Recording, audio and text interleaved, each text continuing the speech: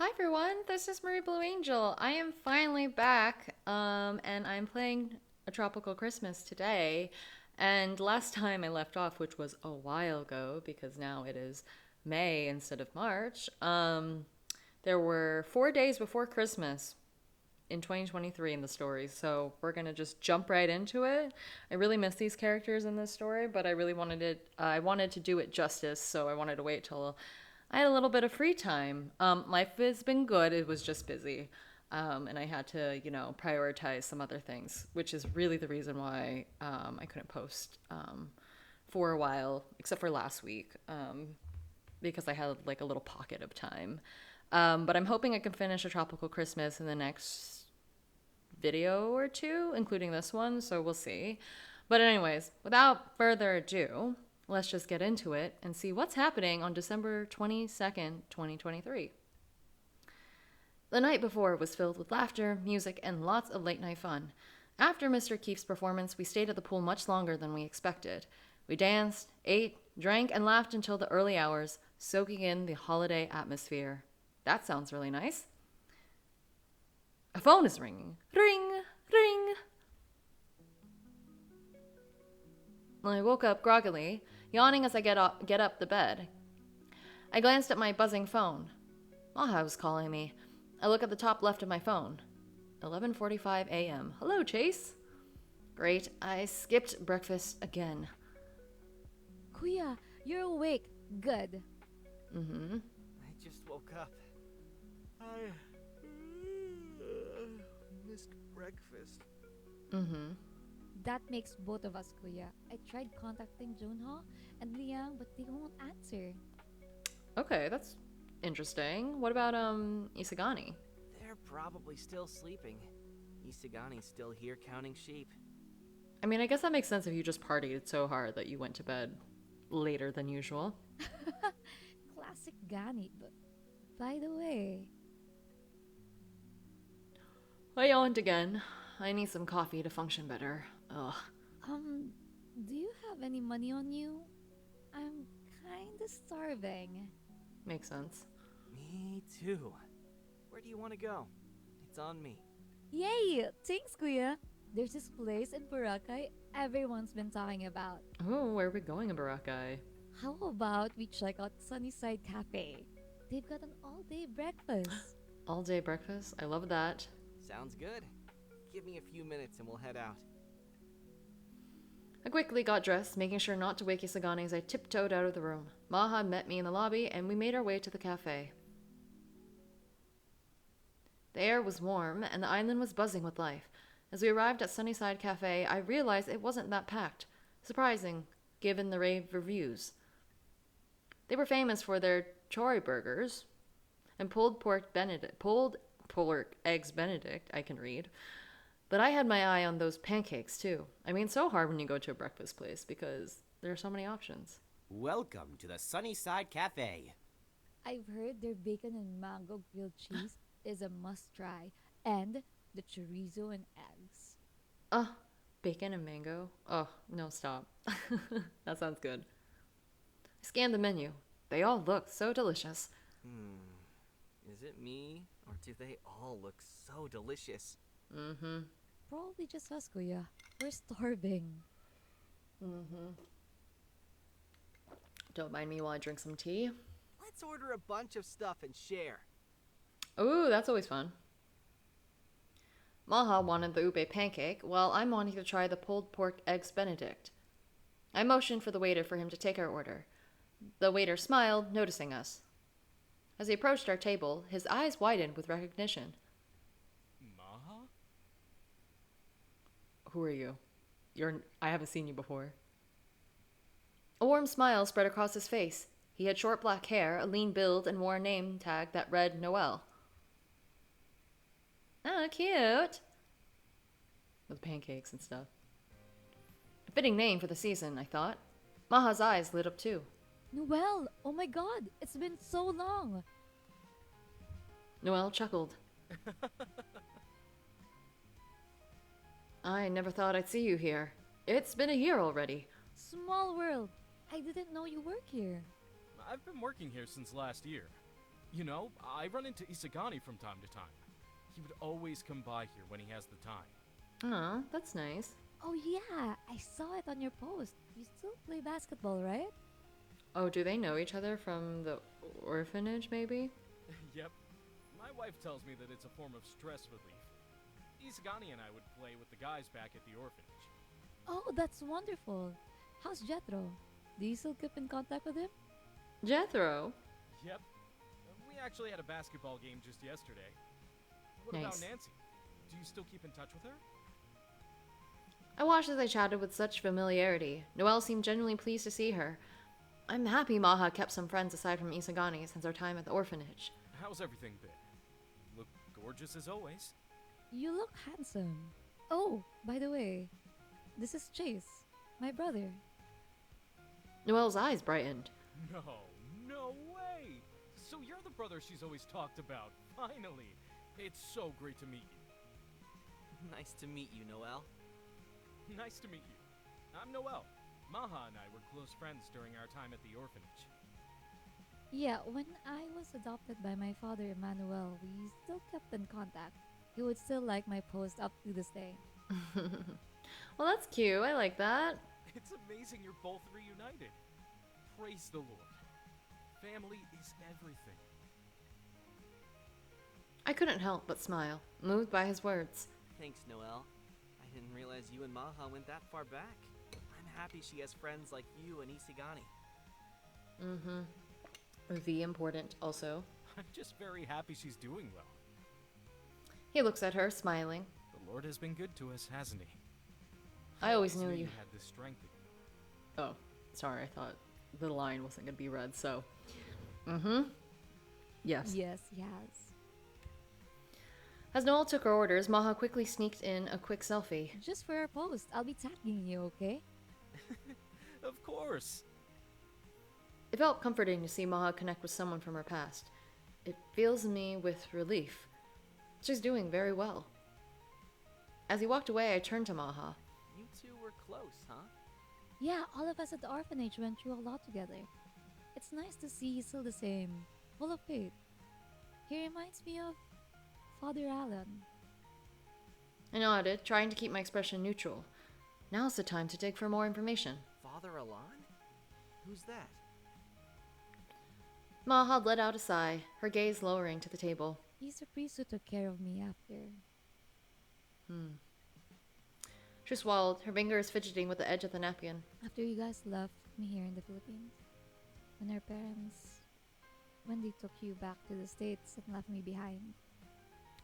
Bruh, I'm so sad still that that happened. Like, for what reason? I felt the pang in my chest, but I stayed quiet, letting her speak.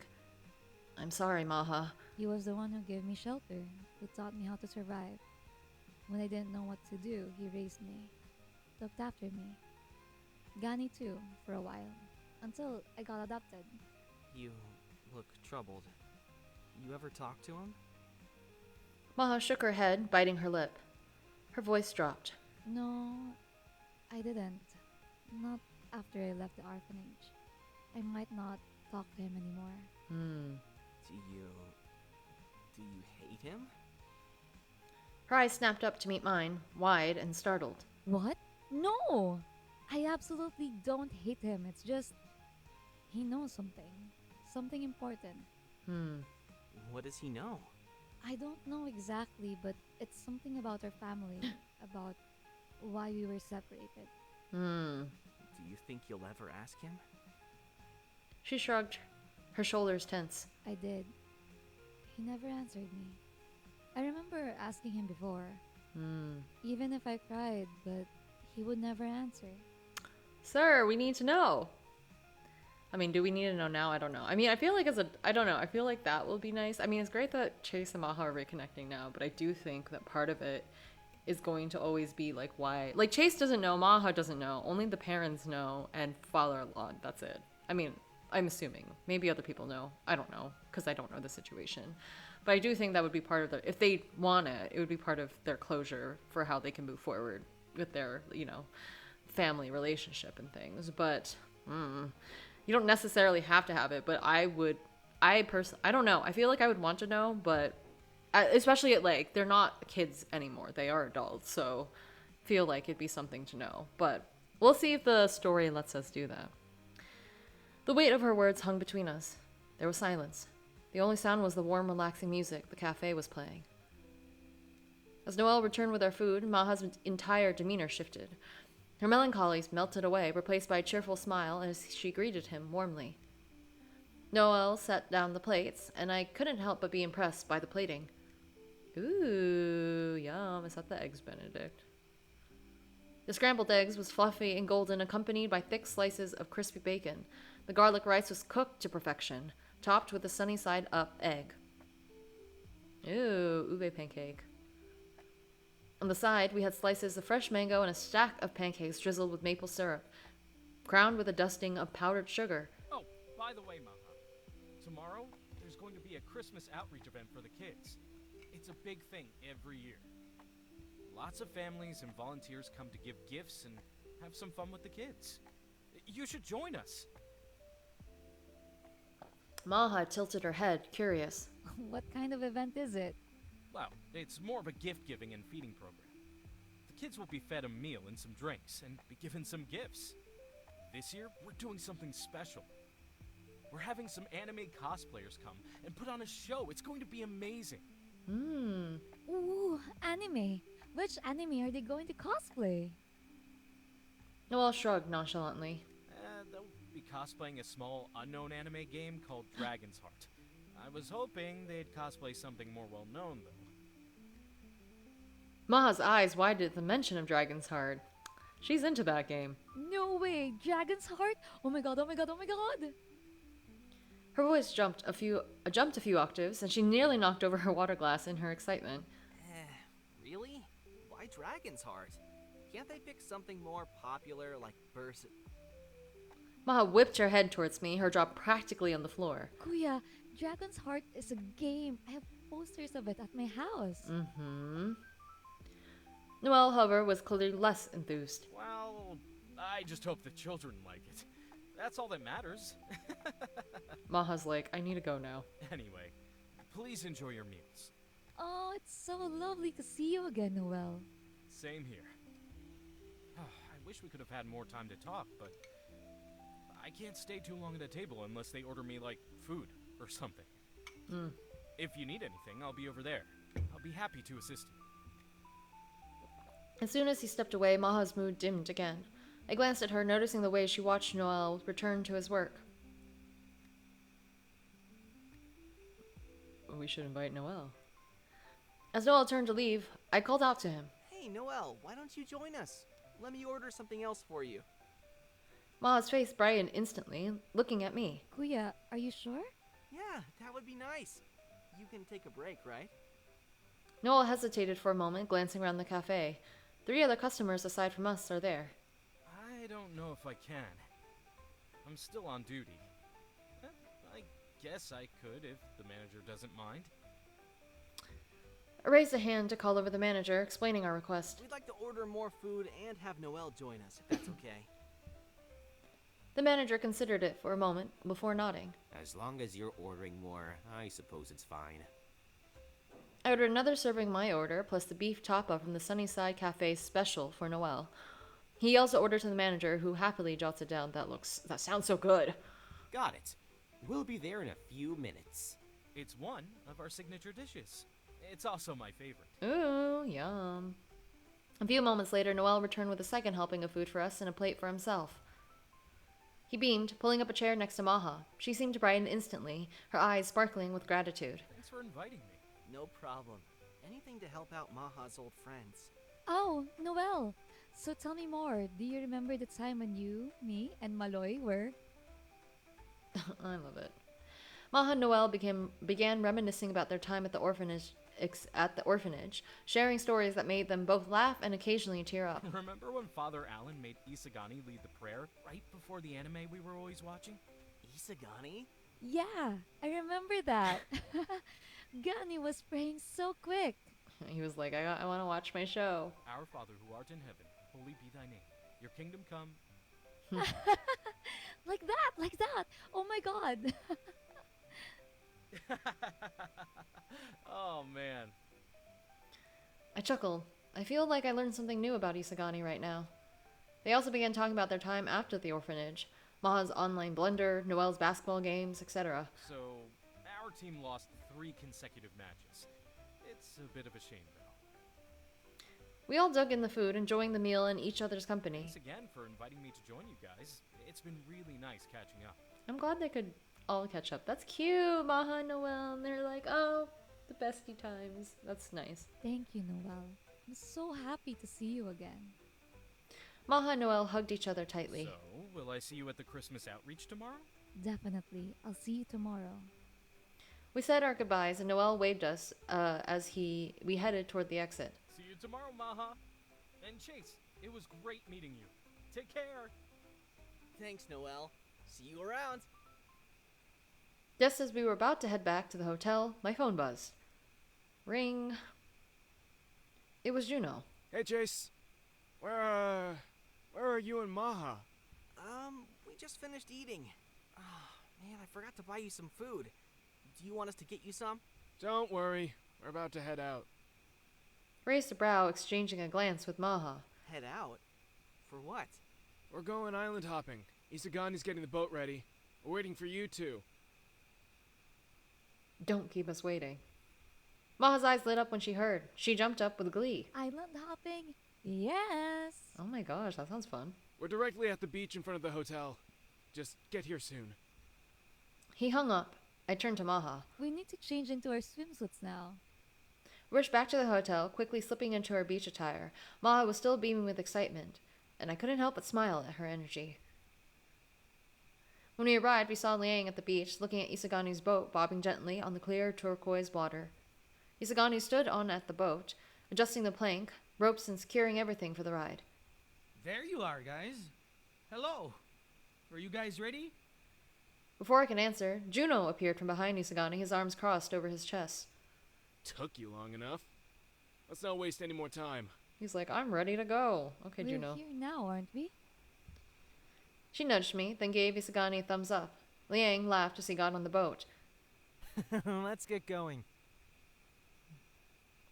We climbed aboard, the boat rocking slightly beneath our feet. Maha went straight to the bow, leaning over the edge to feel the breeze as Isagani started the engine.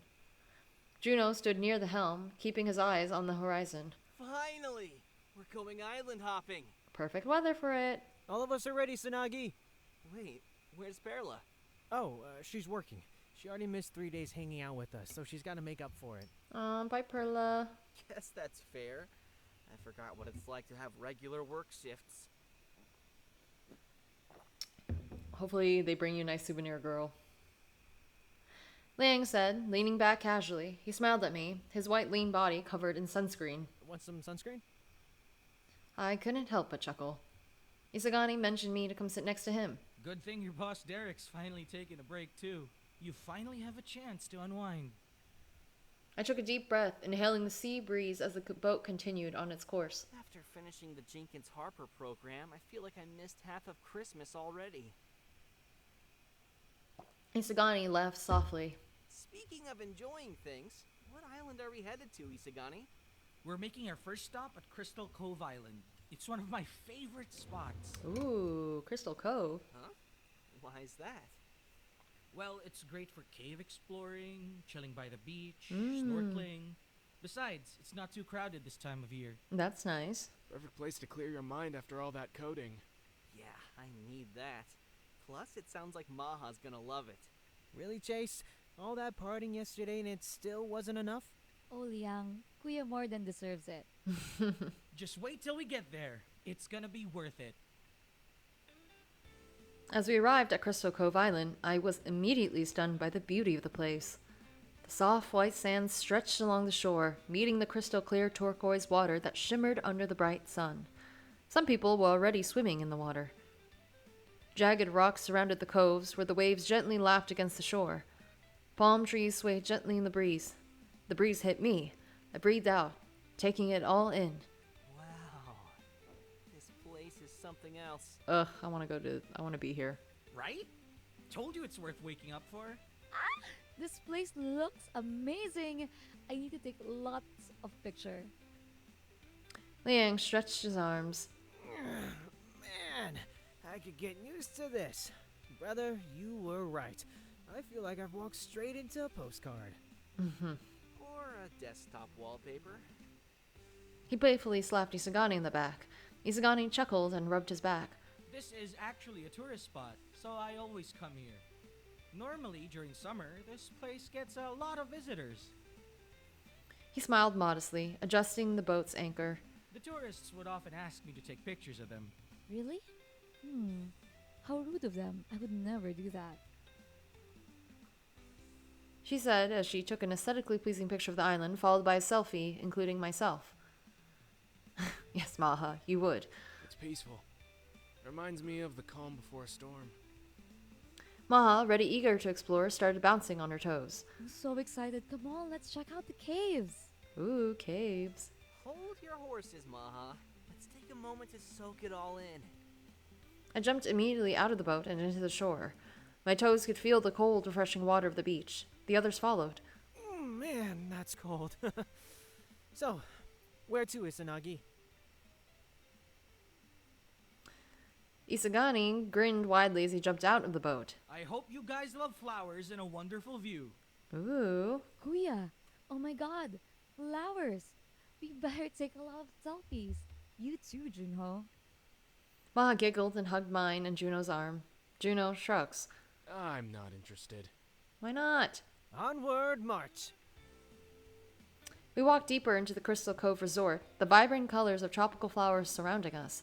The clear blue sky stretched endlessly overhead, with the sun illuminating the sparkling sea. We approached a serene spot near the edge of a cliff where there was a breathtaking view of the ocean. The waves crashed gently against the rocks, and the sun cast a shimmering path across the water. The view was perfect. Spectacular. Wow, amazing. It's beautiful. As we got closer, we could see that it was a man in a tank top and shorts, showing off a very muscular build. He was standing under a gazebo overlooking the beach. Isagani squinted his eyes. Isagani's face lit up. Without hesitation, he ran up to him. Father Alon! Oh my god, Father Alon. Father Alon turned, a broad smile spreading across his face as he recognized Isagani, pulling him into a bear hug. Isagani, my boy. Oh, hello. Maha stood a little behind me, her expression torn as she took in the sight of Father Alon, her eyes wide in surprise, her mouth half open. She looked at me. I nudged her gently. Go on. You should talk to him. Maha hesitated for a moment longer but then smiled, gathering her courage. She walked over to Father Alon, her steps tentative. A hesitant smile broke across her face as she approached him. Hello, Father Allen. It's been a while. Father Allen turned to her, his face confused for a second as he took her in. It was clear he didn't recognize her at first. He furrowed his brow. I'm sorry. Have we met before? Maha swallowed hard, a small smile tugging at her lips. It's me, Father. You used to know me as Mateo. A moment passed where the recognition washed over Father Alon's face. His eyes widened, and his expression softened immediately. You can call me Maha. Wait. Is that God above? It's really you. He reached out and pulled her into a tight embrace, holding her close. I almost didn't recognize you. Look at you now. Maha hugged him back, closing her eyes and smiling. Yes, it's me. It's really been a while. For some reason, I was like, Father Alon's just gonna look like he's gonna have his little, what do you call that? Like little priestly, priest robes and stuff. This is not the outfit I thought Father Alon was gonna have, to be honest. But it makes sense. We're on the beach. I haven't seen you ever since you were adopted. Liang, standing off to the side, looked between all of us and scratched his head in confusion. Wait. Why do you all keep calling him father? If you don't mind me asking, is it because he raised you? No, it's nothing like that. I am a priest. I am part of the Carmelite missionaries. I've been working with the orphanage for many years now, helping to provide a home and education for children in need. I usually wear my robes at the church, but robes and the beach don't jive well together, if you know what I mean. That makes sense. Juno stepped forward and offered a respectful nod. It's an honor to meet you, Father. Father Alon returned the nod. Ah, I've heard quite a bit about the two of you from Isagani. You're the daredevil streamer, aren't you? The one who sailed through storms just to make it to Boracay. He glanced at Liang. And you must be his companion.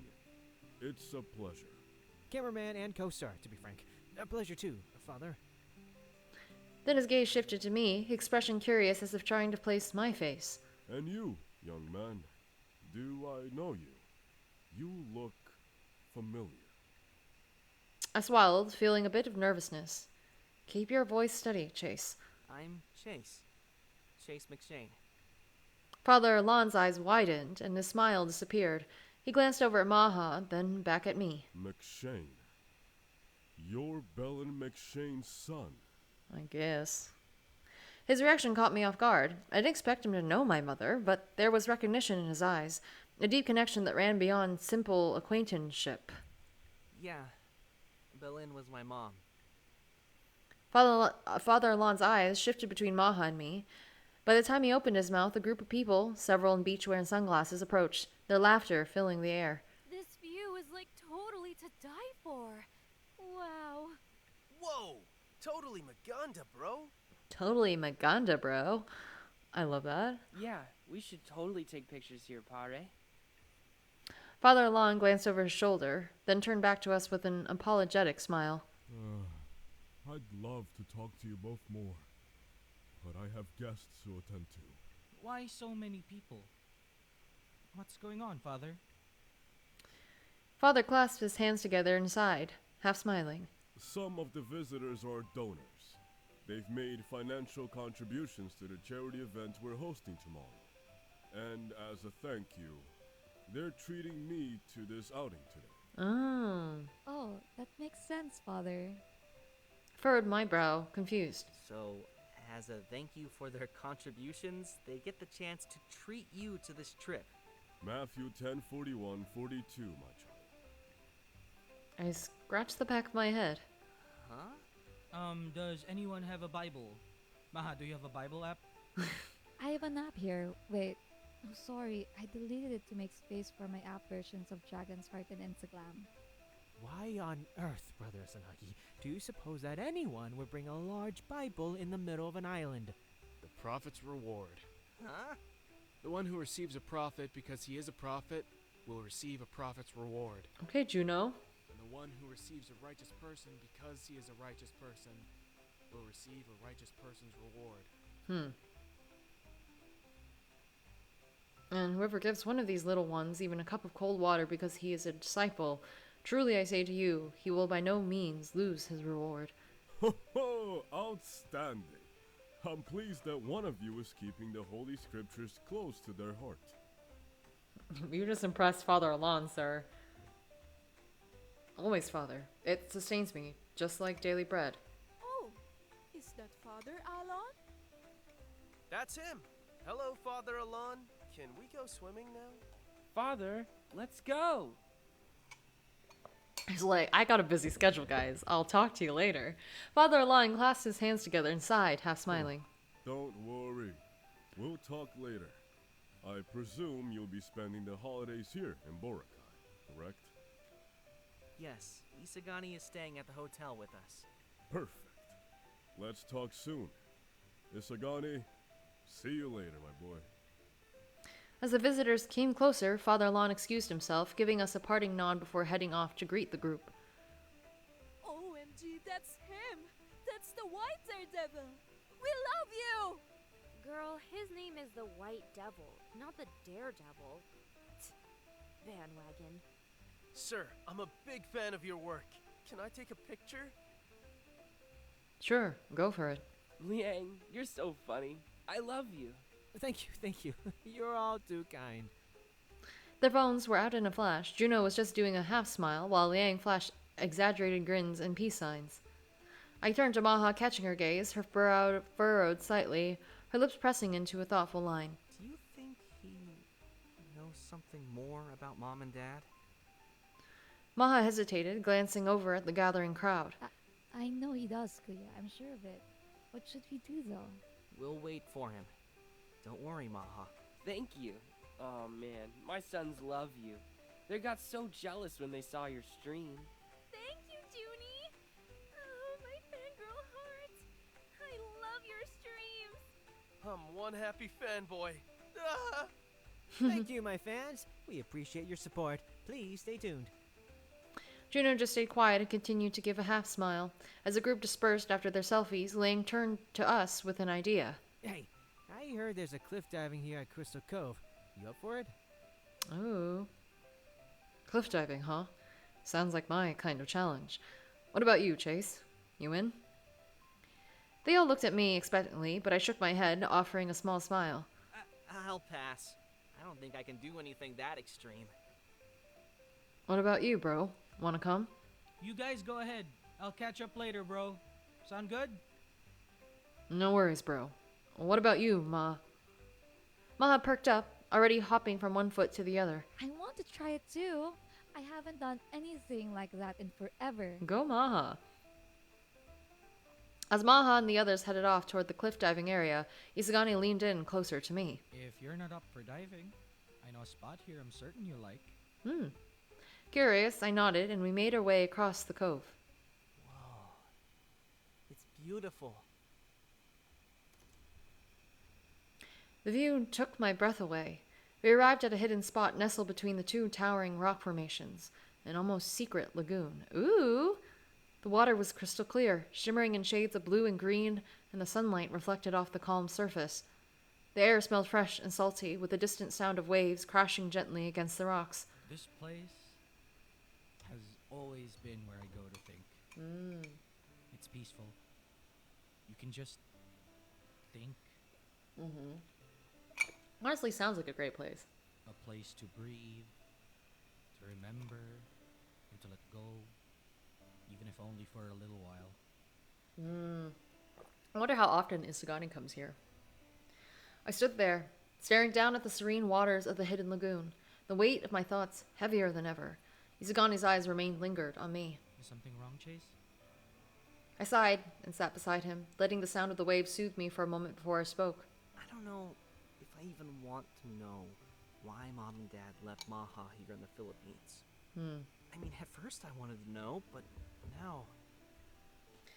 He didn't interrupt me or rush me to continue. He just listened, just like last time, when I told him about my parents and how they passed away. Maha's the only family I have left. I'm spending time with her right now.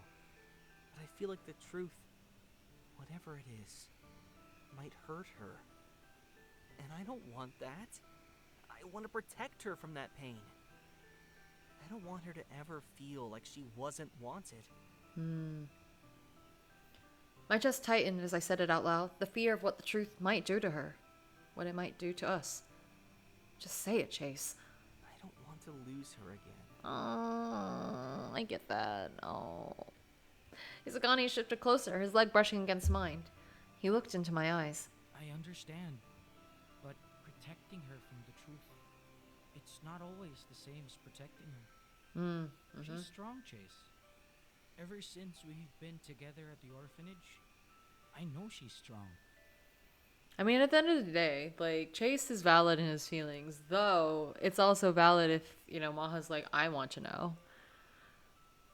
Because she still probably, I mean, I assume she still wants to know. Or, you know, you can have that conversation together. I mean, Chase is thinking about it. It's not like he's, like, outright like, oh my god, what's going to happen? But valid to feel the fears of losing your own sibling after you just reconnected because of some truth that, like, happened how many years ago. But, you guys will make it. I'm sure. I looked at him, my heart pounding in my chest. There was something about the way he was looking at me. I couldn't help but blush. Oh my gosh, blushing time? But what if it changes everything? What if it changes how she sees me? How she sees Mom and Dad? I mean, Isagani reached out and gently placed his hand over mine, his touch warm and reassuring. Whatever it is, you and Maha have been through so much already. And you've still got each other. All you can do is let go. Whatever happens, happens. He gave my hand a soft squeeze, his thumb brushing lightly over my skin. And you're not in this alone, okay? My heart fluttered at his words, and I felt a blush creeping into my cheeks. His presence, his warmth, it was overwhelming. In the best way, of course. The lagoon was beautiful. The color of the water was soothing. Also, I could hear the waves in the ocean, all white noise, the waves crashing. I hadn't realized how much I needed this moment, how much I needed him right now. You don't always have to be the strong one, Chase. It's okay to lean on someone, to let someone else carry the weight with you. Yeah, thanks, Isagani. I felt a deep, familiar ache. It hit me, dead center. Thank you, Isagani. You don't know how much I needed to hear that. Ever since Mom and Dad died, I had been alone at the States. No family to lean on. I only had myself to rely on. I would always look at the only family photo I had and stare at them. Then, back to the grind. Mom, Dad, Maha, they felt like memories. Distant memories of a life that I wasn't sure I belonged to anymore. I looked over at Isagani, smiling. There was something about him, something so steady and grounded that made me feel safe. In the small span of time that we've been together, I see that you're always so strong. But that doesn't mean you have to do it all on your own now. Wow, Isagani with the words of wisdom. We love that. We love Isagani. I turned my gaze back to the water, watching the small waves bob left and right.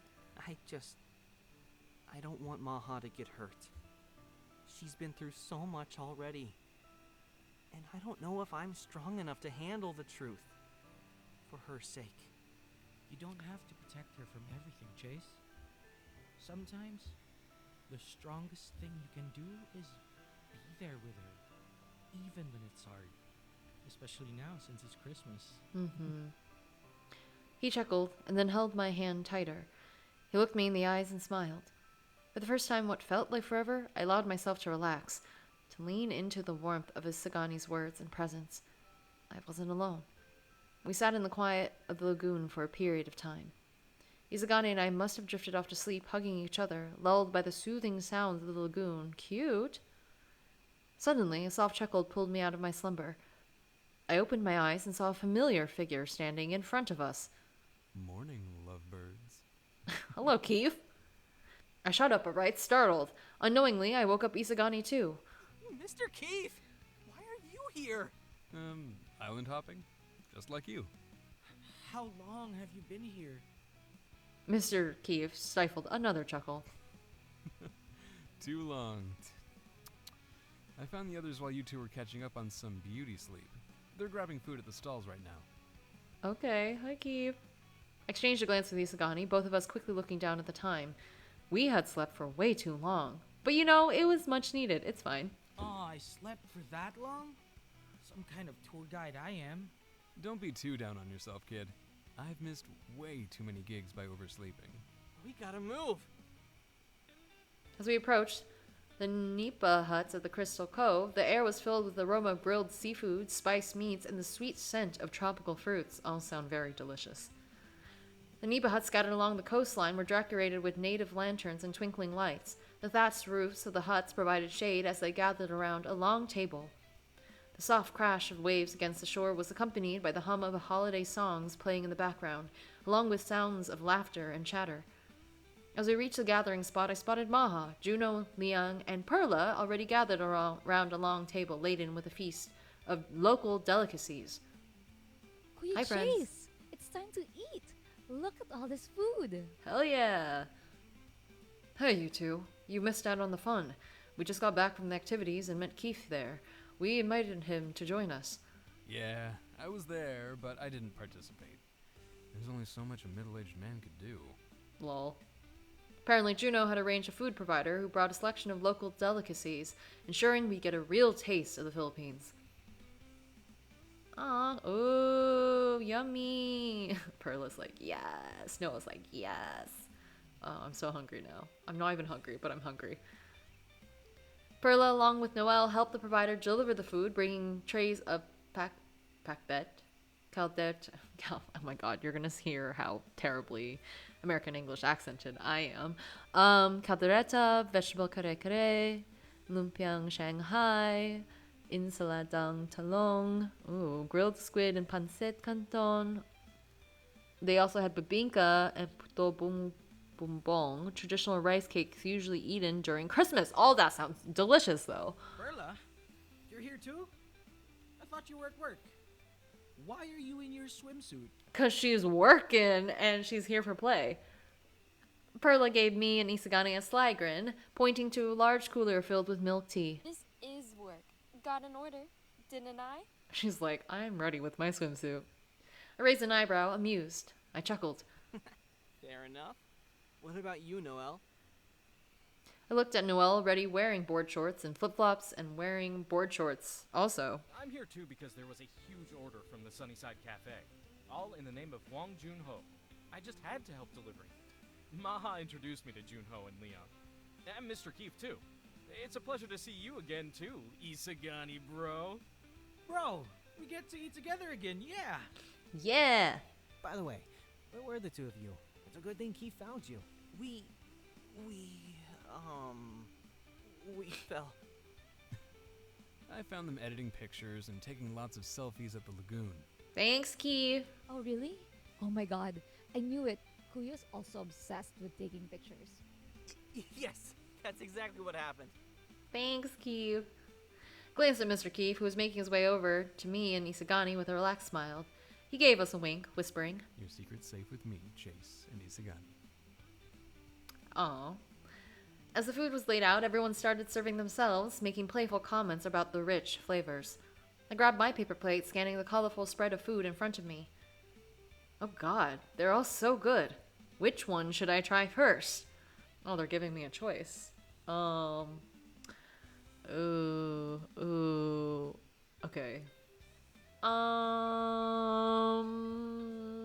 I mean, you really can't go wrong.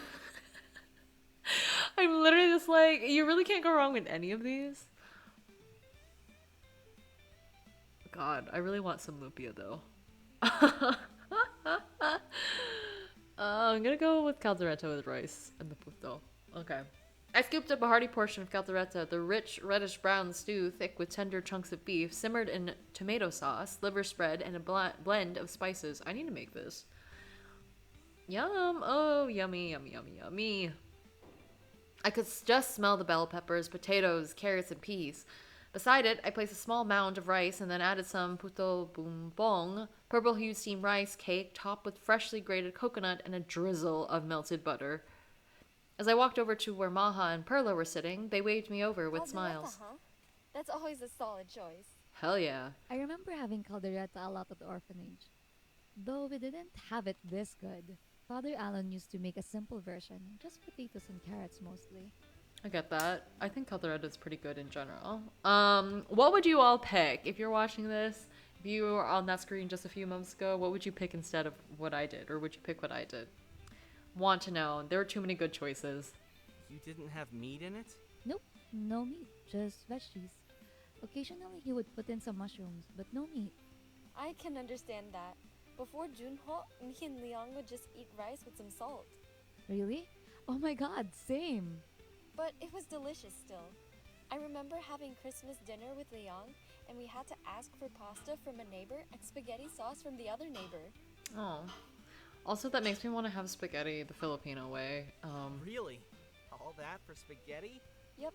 Leon and I didn't have much money, and we had to make do. But we had fun. Christmas is all about family, right?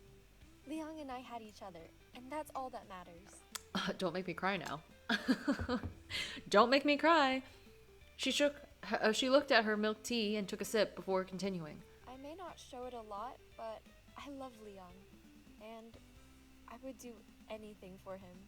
I love that this is how sibling relationships work sometimes, but then you would also never admit that in front of their faces. And you antagonize them. It's a loving sibling relationship. We'd love to see it. Did I hear my name over there? No. Oh, nothing. Just go crawl in a hole, Leon. Sheesh. Lol. See? Exactly. I took a bite and hum in appreciation of the bold flavors. Oh, this is definitely delicious. Absolutely fantastic. Perla nudged Maha playfully, noticing the same treat on Maha's plate. I bet you're just happy because there's puto bobong. Maha laughed, brushing off the comment with a wave of her hand. You know me too well, Perla. It's not Christmas without it. I don't think I've had puto bumbong before, actually. Or at least not in recent years. I didn't realize that was a special, version of puto that is good for Christmas. So I gotta try that next time. Did you two spend a lot of time together growing up? Perla grinned, her eyes bright with nostalgia. A little bit. I would always see her singing during Christmas. Ah, singing. Really, Maha? You sing during Christmas? Maha smiled, eyeing her puto bumbong. Yeah, Father Alan would always give me puto bongbong after I sing for the Christmas midnight mass at the church. You know what? Food motivated, same. Too bad you quit singing for the midnight mass. Yeah, it's been a while. Me and Father Alan haven't talked in a while ever since I, transitioned. I really hope you sing again, girl. We'll see about that. Right, Kuya? Of course. I remember you telling me when we were kids that it was your dream. Aw. Oh, Kuya, yeah. I remember Before Maha could continue, she was interrupted by Father Alon, who was singing karaoke. I shouldn't be surprised. That is very normal behavior. Okay. Before we start, let me remind you all of the season we are in. Christmas is not just about gifts or festivities. It's about remembering the true meaning, the birth of Christ, and the peace, hope, and love that He brings to all of us. Isagani chuckled softly, but still clapped his hands in support. Woo! Let's go, Father! Not the woo, we love it. Let us sing a Christmas classic, O Little Town of Bethlehem. Mm-hmm. Bravo! Bravo, Father! Amazing! Woo! Amazing! You still haven't lost your touch, Father! As Father Lon wrapped up the song, the group of donors and visitors he was with started enjoying their food. A few moments later, Father Lon made his way over to us, still in his tank top and shorts, looking more like a bodybuilder than a priest. Ah, you're all here. What do you say? How about another swim after all this good food? I mean, a man can have a priest can have hobbies. Father, Yes. you haven't met everyone yet. This is Keith. He sings at the hotel we're staying. Keith, this is Father Alon of Carmelite Missionaries. Pleasure to meet you, Father. Wait, Father, how are you so bulky? Like, don't you have church stuff to do? Chase, again. He has hobbies. If you think he's strong now, you should see him when he's lifting at the gym. I try to keep up, but Noel glanced at his own slim build and shrugged. Well, the Carmelite life does involve a lot of reflection and spiritual work. But physical strength is just as important. I've always believed in taking care of the body as much as the spirit. It's all about balance. You know what? Yeah, I feel that. I guess that makes sense, Father. But still, it's kind of crazy seeing someone like you outside of church. Yeah, Father Alan isn't your average priest, Kuya.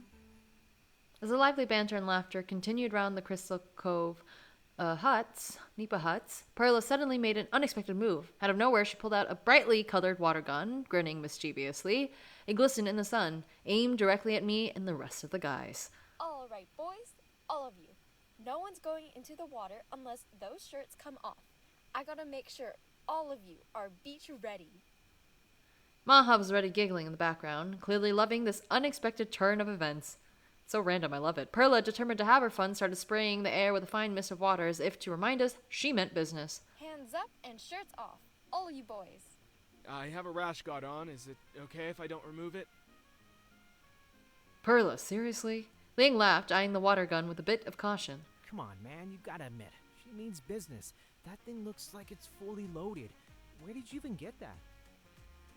Isagani, standing right next to me, nudged me with his elbow. You heard the lady, Chase. Don't want to get drenched before we even make it to the water, right? Lol. Yep, that's right. Izagani gripped the hem of his shirt and pulled it over his head in one swift motion. He stood beside me, chuckling. He raised his hands in surrender, flexing his arms a little bit. I surrender, ma'am. Lol. 10 out of 10, Gani. Not bad. The rest of you, come on. This is ridiculous. Happy now? Nah, you heard the lady, bro. Look at me. Juno let out a sigh. Slowing, he tugged off his rash guard, revealing a toned but more modest physique compared to Isagani. He raised his hands in surrender. Dude, you know that's just a water gun, right? Liang was next. Laughing as he tugged a shirt over his head, he raised his hand in mock surrender, following the others. This is not how I expected my day to go. He's like, I don't know what's happening. Noel looked more hesitant, glancing around nervously. He stripped off his shirt and raised his hands. I surrender. Please don't shoot. He's like, I'm not ready. Keith was next. He slowly pulled off his faded band t-shirt. His build was leaner, raising his hands above his head dramatically. Oh man, this isn't even fair. Alright, don't shoot. With everyone watching, I couldn't just back out now. Slowly pulled my shirt over my head, feeling the cool air against my skin. I awkwardly put my hands up in surrender. Okay, Perla. Father-in-law, never the good sport, chuckled as he pulled off his tank top. His muscles rippled as he moved. You know what? It's father-in-law and then Isagani. Like, they're like, we're at the gym all the time. I was shocked. I've never seen a priest this jacked up before. Me neither. He joined the rest of us, hands up, a broad smile on his face. All right. I am surrendering. We all stood in front of Perla and Maha, hands raised. Perla looked at us with a satisfied grin, water gun at the ready. Lol, this is funny. They're like, hands up. That's more like it. No, please don't kill us. Noel. Juno rolled his eyes, his hands still up. Oh, sorry. Please, don't shoot. He's so acting Is right that now. good? Dude, I am acting. Come on. We should all be acting. Our hands are up, Perla. You got us right where you want us. Okay, the lines are a little off, but that's okay. Please, Perla, have mercy. I'm too young and handsome to die. That's funny. Don't shoot, please. I have a family. I have a beautiful wife and 10 kids. Lol. 10 kids? Acting, huh? What about this? Father-in-law suddenly dropped to his knees, arms wide open in the air like a character from a dramatic anime scene. Perla, I beseech thee, spare me from this cruel fate. I have served my people faithfully. Do not let it end this way. Not the I beseech thee, you know? He stood up and put his hands up again. He even added a dramatic pause, his head bowed low, as if awaiting judgment. The entire group erupted into laughter at his performance. Oh man, that was awesome. You're the man, Father Alon. Amazing. Bravo. I stood there watching all of them with a mix of amusement and dread, realizing that I had to go after Father Alon. Great. How was I supposed to follow that up? I don't know. Surrender and accept defeat. I decided to accept my fate. There was no beating Father Alon's anime-style surrender. I raised my hands even higher and gave a defeated sigh. I surrender. Father Alon, you're in a league of your own when it comes to these. Amazing acting. Okay, boys, now march. She aimed the water gun at us and pulled the trigger, sending a jet of water our way. Okay, we're marching. Father Alon, what's the theological stance on cannonballs into the ocean? Is it considered a sin to cause that much splash? Let's go, boys. Keep your hands up. We don't want to get shot. All of us marched to the beach with our hands. Perla and Maha stayed behind, laughing and threatening us with a water gun if we didn't keep moving. Come on, boys. This would be a funny clip to upload. Father Alon, what's the theological stance on cannonballs into the ocean? Is it considered a sin to cause that much splash? Depends on the size of the splash, Janhu. But as long as it's done with joy and no one is harmed, I'd say you're safe from penance. Father, you're gonna have to explain to me how you got those arms. Are you lifting Bibles or something? Yeah, Father. You look amazing. Let's just say the church requires all sorts of heavy lifting, physically and spiritually. I also spend some free time at the gym. I told you, man. Father Alan's a legend. We walked along the curved shore, splashing our feet in the warm, shallow waters. Isagani would kick the water as he walked along with Noel. Maha wouldn't stop taking pictures. Soon we were splashing around in the water, competing over who could swim the fastest or dive the deepest. Liang was doing underwater handstands. Juno showed off by swimming way too far out before being called back by a concerned Perla. And Father Lon was engaging in playful wrestling with Noel in the shallows. Hey, Junho! Oh god, he might go too far. Lifeguard! Lifeguard! Sis, look at me! I'm doing handstands! Here comes the pile driver. No! Ah! Lol. Maha swam effortlessly, like a mermaid as usual, while Juno joined in on a playful water fight with Noel and Keith. Wow, Maha looks amazing. Even Father Long got involved, tossing some seaweed at Keith, who dodged with a mock yelp. I swam side by side with Isagani, and every now and then he would splash water at me with a mischievous glint in his eyes. Sakani! Splash me with some water too, Chase. They're all having fun, that's cute.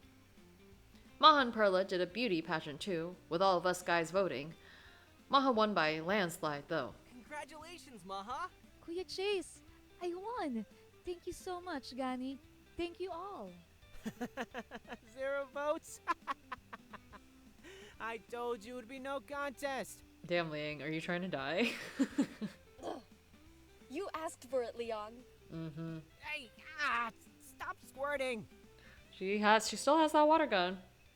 After what felt like hours, Isagani turned to the group, his eyes on the horizon. Time to head to the second island, guys. Followed his gaze, and there, looming in the distance, were dark clouds slowly creeping in. The sky was starting to turn a grayish hue, and the once calm breeze picked up, now carrying with it a faint smell of rain. Oh my god, is that a storm? Juno looked up at the sky with concern. I think we should head back to Boracay before it gets worse. I don't want to get caught in a storm out here. But didn't we ride through the storm when we came to Boracay? That was a stream chase. And besides, how can we enjoy the island hopping when we can't swim at this storm? So we headed back to the boat. The first few drops of rain hit the sand behind us, and I glanced at Isagani. His eyes met mine, and though he smiled, there was something protective in his gaze. Take care, Leon. Okay? We will. Please be safe. Noel, take care of her, okay? Got it. Let's go. Let's all hurry, before the storm arrives. Due to the storm, we will be heading back to Boracay. Please put on your life jackets. Father Lon is at the other boat with the donors. Our gazes briefly meet. He nodded. As we sped to Boracay, the storm hit us with full force. Rain lashed against the boat, the wind howling around us as waves crashed violently against the hull. The storm picked a perfect time to hit. So did we. Just a little more. We're getting closer. Oh god. Leon, calm down. We're gonna be alright. We finally reached Boracay, the boat rocking less as we approached the shore. The rain still poured down in thick sheets, and thunder echoed in the distance. As soon as we docked, we scrambled out of the boat and ran for cover, the beach already slick and wet beneath our feet. Run! Run! We sprinted toward the entrance, rain dripping from our clothes, hair plastered to our faces. Back at the hotel. La la la la la la. Tis the. Wait! Oh! Welcome back, Mr. White Devil. I thought you were supposed to be island hopping. You weren't supposed to be back until dinner time. Juno pointed outside. There was a downpour of rain. What do you think happened, Juan? Oh no! Wait, I'll grab some towels. Sir, please stay put. Please do. Thanks. Maha laughed, her hair soaked and sticking to her face. I'm pretty sure I almost became a fish back there. Oh god. I don't want to sail through another storm again. Like, ever. need to text Perla. I sure hope she and Noel got out safely. A receptionist quickly rushed towards us with a stack of warm towels. He was practically throwing them at us. Towel's right here. Quick, before you catch a cold. Thanks. I panted, wrapping one of the towels around my shoulders and squeezing the rain out of my hair. Isagani was right behind me, already drying off. Never thought I'd get this excited for a towel. Fair. He grabbed his own and rubbed his arms and body dry. He wasn't the only one relieved. Maha practically wrapped herself like a burrito in her towel, shivering a little from the air, cool air now hitting her damp skin. Chase, look at Maha. Keith was at the other end, next to Juno. He was also shivering a little. Now that was an adventure. I think we've had enough excitement for one day. I could definitely go for some hot soup right now. Some soup? Would you like some soup? I can tell the ship to whip up some hot soup for all of you. Please do. One for all of us, please. After a few minutes, the receptionist leads us to the buffet area where we got some chicken tinola. Ah, I was just talking about chicken tinola yesterday. How did you know? Chicken tinola. Yum. Bebot, the ever-helpful server bot, rolled in just then, carrying a tray filled with steaming bowls of chicken tinola. It is accompanied by a middle-aged man with a wide grin and a kind demeanor. Soup is served. Perfect for warming up after the storm. A stormy afternoon, eh, Sir White? Afraid so. Messed up our island hopping. You look positively drenched. Well, not to worry. Nothing a little soup can't fix. I looked at my bowl. It's filled with tender chicken pieces, ginger, green papaya, and fresh mulungai leaves in a light, savory broth. It looks delicious. Ah, thank you, kind sir. Please, help yourself. Wrapped my hands around the warm bowl, feeling the heat seep into my cold fingers. I took a sip, and the hot broth instantly warmed me from the inside out. I love it. It's very delicious. It's my favorite, Kuya. Oh, Mahad, is it? That's good. Isagani took another sip of the tinola. This is exactly what we needed. Something warm to soothe us. I also, took the liberty of having your rooms cleaned by the housekeeping staff. Juno smiled as he took a sip of the hot tinola soup. Thanks. We appreciate it. I'm glad you're enjoying the soup. It's my grandmother's recipe. Ooh. I could eat this every day. Yeah, I bet you say that on all the dishes you try. Now, if you'll excuse me, I need to get back to my duties. Bebot, let's go. Thanks, Chef. After this, I'm done. I want to sleep again. Do I detect drowsiness? I suggest a serving of our hot espresso. Guaranteed to... Bebot, I told you to follow me. Stop pestering our guests. After we finished the soup, we all decided to head back to our rooms and dry off. Isagani and I made our way back to our room. We were welcomed by a newly made bed. After changing into dry clothes, we both sank into bed. What a day. I'm beat. What about you? Same here. Yeah, but it turned out pretty great. It did? I'm so happy. The rain continued to pour against the windows. I closed my eyes. Imagined the rain as white noise. I almost was asleep when Isagani spoke. I'm really happy with you, Chase. I care about you. Uh-huh. I turned around and looked at him. His eyes weren't closed. Were closed. He's probably mumbling in his sleep. Good night, Isagani. Oh my god, developments. It's going to be sad when you leave. I'm scared. My heart tightened at his words. I felt a wave of sadness wash over me. I have a life in the States. I really hadn't thought about the fact that I would be leaving again soon. That all of this, the beach, the storm, the laughter, the closeness, Maha, Isagani, everyone, was temporary. 26. I'll be leaving on the 26th. Damn it. I won't even be spending New Year's here. Well, you can extend your trip. Without thinking, he pulled me closer, hugging me in his sleep as if trying to hold on to something that he knew would slip away soon. I don't want you to go. Please stay. Isagani. The storm outside roared even louder, shaking the windows and rattling the walls. Lightning flashed briefly, illuminating Isagani's face. So peaceful. I pressed my face against his chest. His arms around me were comforting, grounding me as the winds howled and the rain poured. Thank you, Chase. Before long, we both drifted off into a peaceful slumber. Woohoo! Okay, I'm gonna stop here because it's been one whole day. That's crazy! Oh my god! Yeah, what is Chase gonna do? Also, we need to find out what happened. As long as Maha wants to know, I think at the end of the day, Chase will agree to also know what happened with his family, with his parents, and why did they leave Maha behind. So we'll see. That was a fun episode. I'm glad I was able to come back to A Tropical Christmas. I don't know how many more episodes this is going to be. I assume at least 2 more, given the timeline. It depends on how the days before Christmas end up being. I do wonder if Chase is going to stay or not, or if he'll, like, you know, try to come back more often or not or something. I have no idea. But like he said, he doesn't have family in the States. Like, he might come back. He might choose to return to the Philippines. I'm not sure. So we'll see. Anyways, thank you so much for watching. I hope you have enjoyed this video of A Tropical Christmas. I have been, and it's great to be with these characters and see the story unfold a bit more. If you like the video, please feel free to press the like button. And if you want to see more of A Tropical Christmas or other videos on my channel, feel free to subscribe to my channel and press the bell for notifications if you want to see when I post. But anyways, I should be back soon, so don't you worry. I really am trying to finish up A Tropical Christmas in the next couple of weeks, so we'll get there. Anyways, have a good rest of your day, and I will see you next time. Bye!